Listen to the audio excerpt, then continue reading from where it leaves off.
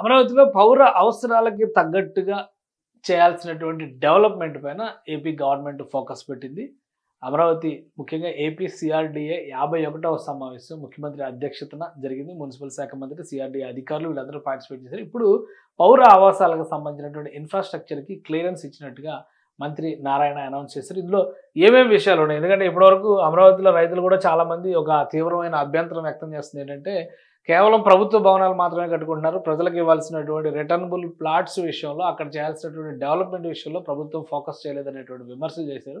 దానికి కూడా ప్రభుత్వం సమాధానం ఇచ్చింది. మొత్తంగా వన్ బై వన్ అన్నీ కూడా చెక్‌ఔట్ చేసుకుంటూ వస్తున్నారని ఫస్ట్ 1 ఇయర్‌లో కూటమి ప్రభుత్వం అధికారంలోకి వచ్చిన తర్వాత మొదటి సంవత్సరం అంతా కూడా ప్రభుత్వ పక్షాన జరగాల్సినటువంటి కార్యకలాపాల ఫోకస్ పెట్టారు. ఇప్పుడు రైతులకు ఇవ్వాల్సినటువంటి భూములు, వాళ్ళకి కల్పించాల్సినటువంటి సౌకర్యాలు, పౌర ఆవాసాలకు ఇవ్వాల్సినటువంటి వసతులు వీటిపైన దృష్టి పెట్టింది.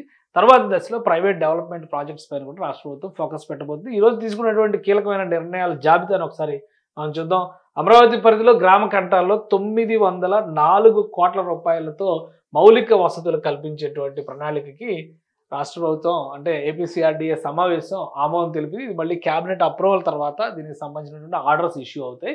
తర్వాత 29 గ్రామాల్లో నీటి సరఫరా కావాల్సినటువంటి 64.35 కోట్ల రూపాయల సివరేజ్ అలానే సివరేజ్ వాటర్కి సంబంధించి 110 కోట్లు, రోడ్లకు సంబంధించి 339.04 కోట్లు, వీధి దీపాలకు సంబంధించి 12.25 కోట్ల రూపాయలకు సంబంధించిన పనులు, అంటే దాదాపుగా 500 కోట్ల రూపాయలకు సంబంధించినటువంటి పనులకి క్లియరెన్స్ ఇచ్చింది రాష్ట్ర ప్రభుత్వం. సుమారుగా ఈ పనులన్నీ కనుక కంప్లీట్ అయితే పౌర ఆవాసాలకి ఎక్కడ కూడా ఎలాంటి ఢోకా ఉండదనేటువంటి సంకేతాలు వస్తాయి. ఇక 7 ఏళ్ల పాటు చేసినటువంటి పనులు నిర్వహణకు కలిపి మొత్తం 904 కోట్ల రూపాయల ఖర్చుని ఆమోదం తెలిపింది. ఆ పనులకు కూడా ఆమోదం తెలిపింది. 7 ఏళ్ల పాటు చేసినటువంటి పనుల నిర్వహణకు కలిపి ఇదంతా కూడా ప్రభుత్వం తెలియజేసింది. ఇంకోటి మరొక కీలకమైన నిర్ణయం ఏంటంటే సీఆర్‌డీఏ సమావేశంలో తీసుకున్న కీలకమైన నిర్ణయం ఏంటంటే మంగళగిరిలో జెమ్స్ పార్క్ ఒకటి ఏర్పాటు చేయాలనేటువంటి ప్రతిపాదన ఉంది. దానికి క్లియరెన్స్ ఇచ్చింది. మంగళగిరిలో జెమ్స్ అండ్ జ్యువెలరీ పార్క్ 78 ఎకరాల్లో నిర్మించబోతున్నారు.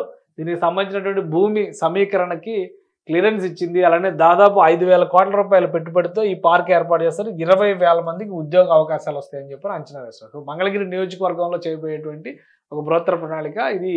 నియోజకవర్గం అంటే పూర్తిగా అమరావతి సీడ్ క్యాపిటల్ ఏరియాలో ఉండదు కాబట్టి ఇది అమరావతి సీఆర్‌డీఏ పరిధిలోకి వచ్చేటువంటి నిర్ణయం. అందుకని సీఆర్‌డీఏ సమావేశంలో చర్చించారు.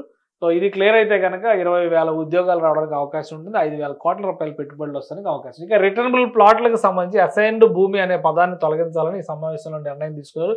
స్పెషల్ పర్పస్ వెహికల్ కింద ఇంటర్నేషనల్ ఎయిర్పోర్ట్తో పాటు వివిధ ప్రాజెక్టు పనులు చేపట్టేందుకు అనుమతుల్ని మంజూరు చేసింది. చాలా కీలకమైనటువంటి డెసిషన్ ఇది. దీన్ని మనం ఇక్కడ గమనించాల్సింది ఏంటంటే స్పెషల్ పర్పస్ వెహికల్ కింద అంటే ఇక దాన్ని ప్రత్యేకంగా ట్రీట్ చేసేటువంటి అవకాశం ఉంటుంది. నారాయణ గారు ఇవన్నీ కూడా అనౌన్స్ చేస్తున్నారు ప్రెస్ మీట్లో.